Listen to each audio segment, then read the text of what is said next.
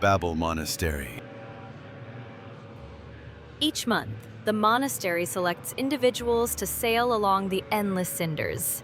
This is known as the pilgrimage ceremony. The revenants believe that by traveling along the cinders, one can find the tree of life that connects Cindersfell to Philos. Once more, I find myself at the monastery. Everything has been transformed. The dilapidated altar and crumbling walls have been restored by the revenants.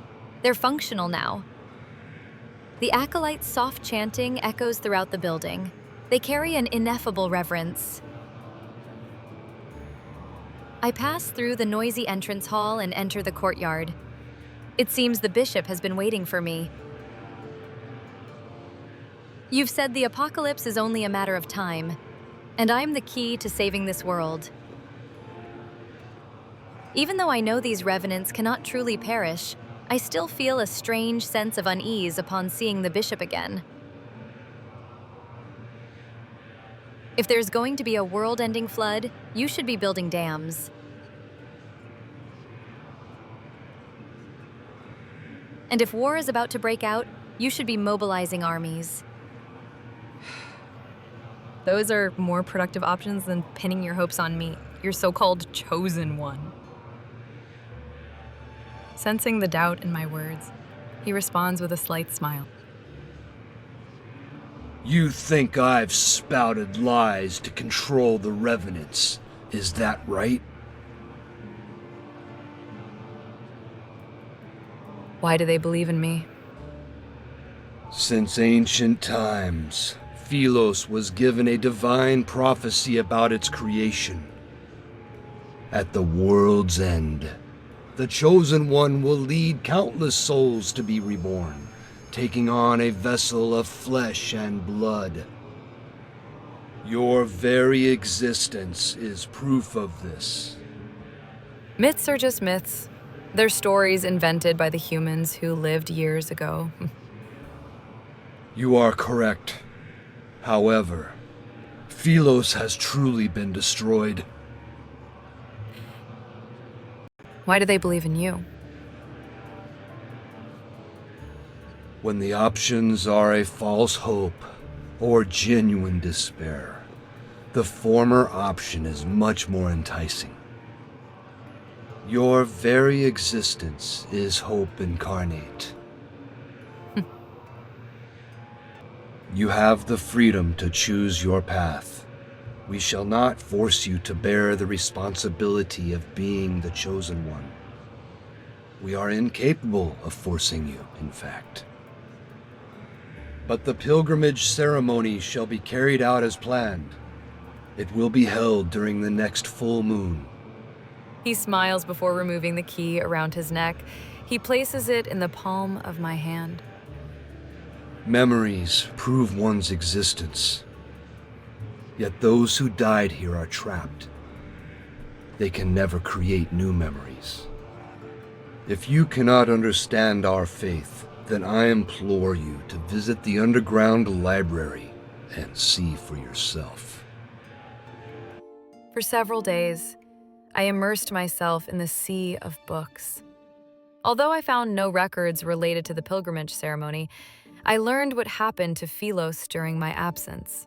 In the beginning, the energy needed to extend the planet's lifespan was almost depleted. Beasts called wanderers grew increasingly violent and occupied most of the planet. Even an immortal planet sustained with energy would fail to escape the fate of decline. After 200 years of silence, a young woman with not a drop of royal blood ascended the throne. Under her rule, Philos reclaimed its former glory for a time. This period would later be called the Morn Era. However, historical records about her are scarce. They've only managed to preserve the magnificent spectacle of her coronation. Her life and fate were seemingly erased by an invisible hand. There is nothing but a blank void. The situation in Philos grew increasingly dire as time passed. The royal family and citizens were split into several factions. Their constant disputes rendered the monarchy on the brink of collapse. Natural disasters raged while the fires of war burned without end. The flames of chaos swept across the land, and destroyed the last vestiges of the old world order. The last monarch of Philos was an undefeated arbiter of judgment. Yet he was the tyrant who supposedly led the kingdom to its demise.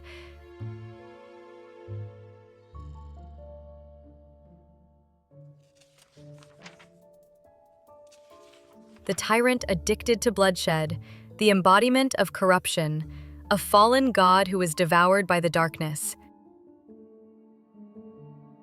This must be Xavier. In every historical record about him, the fall of Philos is almost universally blamed on that king.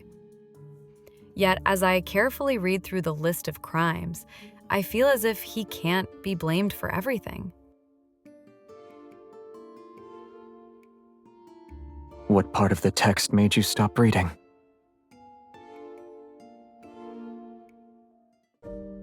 Startled, I look up to find the tyrant himself. He's leaning down from the balcony above, and his gaze is fixated on me. Why are you here?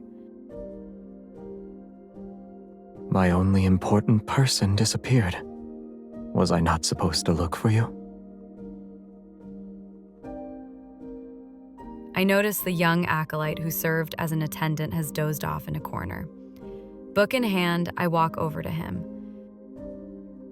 All these meticulously detailed accusations and atrocities, they read more like fantasy than history. He neither confirms nor denies it. He jumps down from the balcony and picks up a book. I can only imagine what expressions the acolytes would have if they saw him walking around as though he owned the monastery.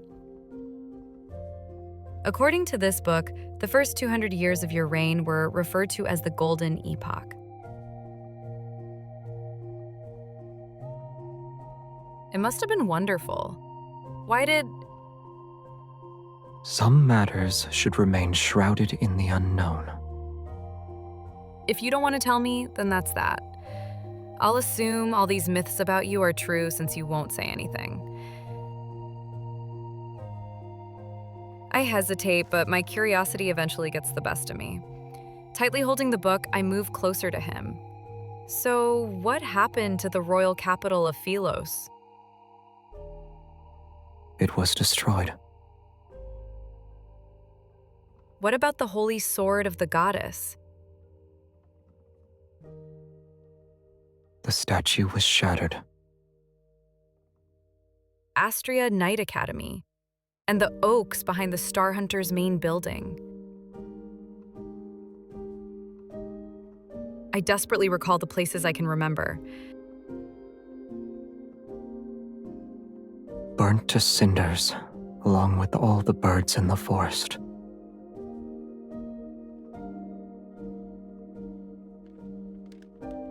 The wind blows past us again.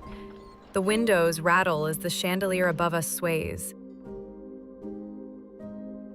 The curled, yellowed pages flutter rapidly as the story rewinds to the first year of the Morn era. A single event was commemorated: the coronation of Philos' only queen. Let's change the subject then. Have you met this queen? Out of all the monarchs who ruled Philos, why is her story glossed over? Even her portrait is unrecognizable now. I touch the blurry portrait on the page. The ink has been smudged. He looks up, and his gaze lingers on that page. Then he turns away. I don't remember. I will say that your impression of Philos is too idealistic.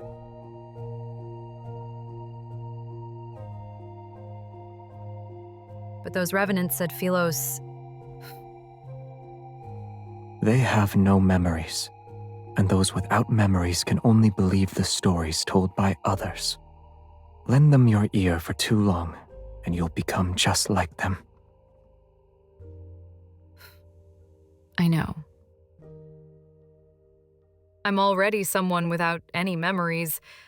That's why I want to return to Philos and find them. The revenants will be at their strongest during the full moon. We'll head back once you've seen enough. Only now do I realize that he's here to take me back, even if he didn't say so directly. I see. You're worried about my safety. You said you needed to find me because of our agreement, but it's actually because of loneliness. You've lived in that castle for too long. The absurdity of our deal, his awkward expressions of concern, perchance it's because he's been alone and bored for years. I won't stop you from drawing your own conclusions. Good. I'll do just that, especially when it involves matters that make you uncomfortable. You refuse to speak of them in either case. I narrow my eyes and lean toward him. I push the book he's holding to the side. The city of Revenants has existed for over 100 years. Have you truly been alone all this time? The Revenants exist in groups, and the acolytes gather together. They pray all day and all night in the monastery.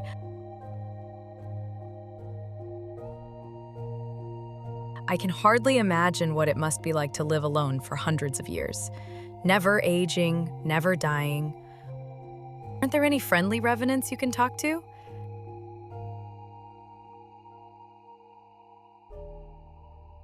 You want me to become close friends with them? Not all revenants are disagreeable. You're already prepared then. For what? You'll be their only goddess. And once you're no longer needed, you'll be a sinner they hate.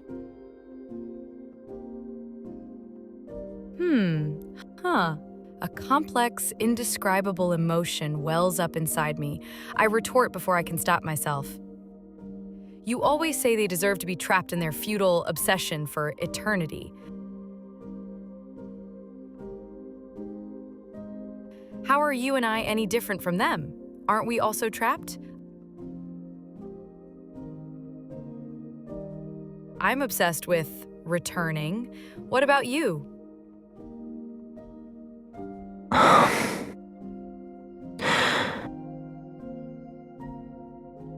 Obsessions are for the dead. I have none. He turns, his profile etched in moonlight, yet his features are obscured in the shadows.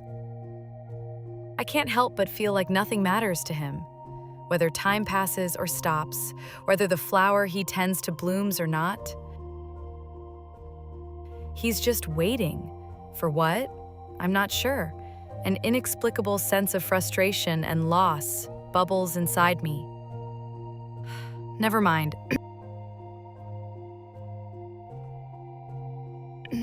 Don't leave just yet. I found these books for you. He furrows his brow slightly. Still, he turns and takes the books. Philosian Guide, Caring for Flowers, and How to Identify Edible Mushrooms. I'm not sure if flowers can bloom without light. But watering them 3 times a day will definitely kill them.